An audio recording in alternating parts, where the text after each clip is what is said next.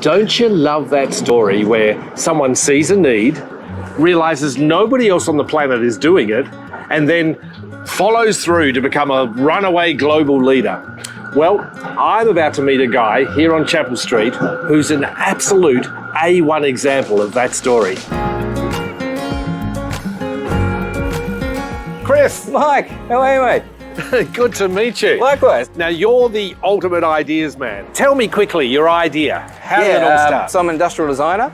Back in 2007, when the iPhone first came out, I managed to import one into Australia. And I thought, geez, it'd be great to be able to have this phone on my handlebars so I could see the maps while I was cycling. Looked around online, couldn't find any products that did it. So being an industrial designer, I got the pens and paper out and started doodling up some ideas. In your garage? Literally sketched up a few ideas, whittled together a prototype using some zip ties and duct tape and an iPhone case, and it worked great.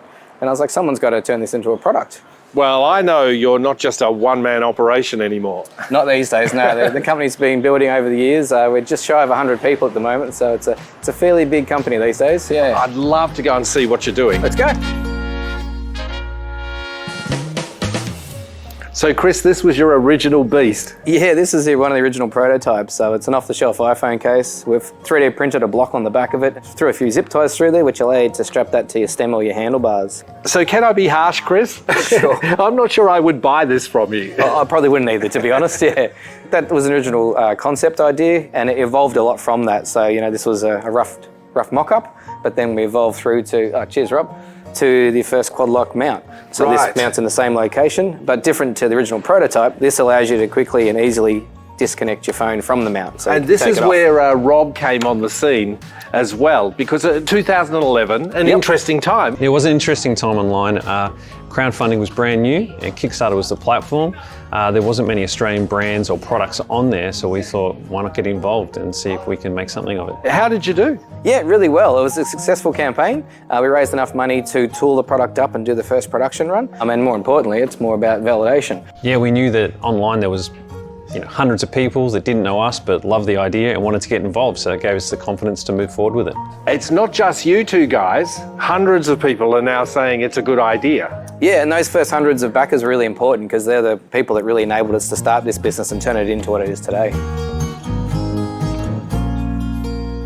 Now, Lee, you've come a long way since push bikes. Yeah, definitely. We quickly moved into other mounting solutions like mounting in cars, armbands for running, desk mounts, wall mounts, really any application where a user wants to be able to use their smartphone and still have access to it.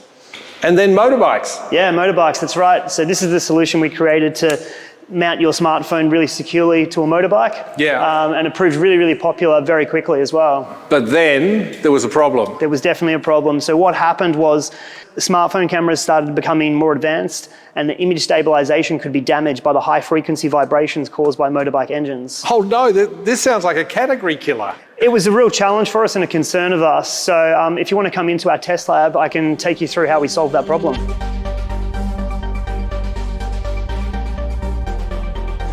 So what's going on here? So we're replicating the vibrations caused by motorbikes in what's called a vibration shaker. Okay, so this is like the motorbike handle. Exactly, and then you can see the mounts on this side here. It's moving around a lot because it doesn't have the vibration dampener underneath it. Oh wow, yeah, look at that, it's really bouncing around. And this one here, see those little grommets in there? So those silicon grommets absorb the energy from those vibrations, so you're not getting as much vibration at the camera module level. And that protects the system from any failures. So you were the guys who solved this problem? Yeah, absolutely. We're the leaders in this space for smartphone mounting.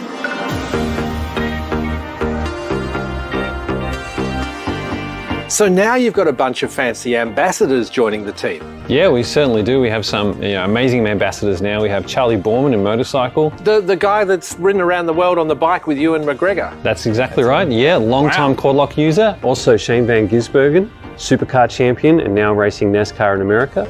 And homegrown Aussie talent Oscar Piastri racing for McLaren in the F1, which is really cool. You guys come across all casual-like, but you are absolutely rocking it here. You are selling millions of units around the world. What's your secret sauce? You've got to have great products, and I think we listen a lot to our customers, and so as long as we keep making what they want and doing a well-designed, well-engineered, thought-out way of delivering that, they keep coming back. So yeah. What an inspiration.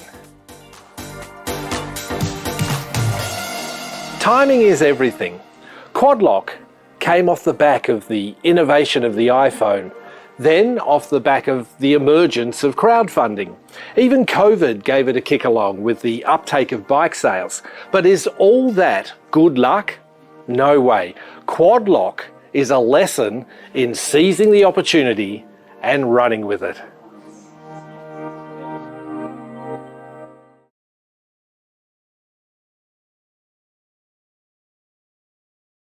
If you liked this, make sure you subscribe to our channel for more videos every week.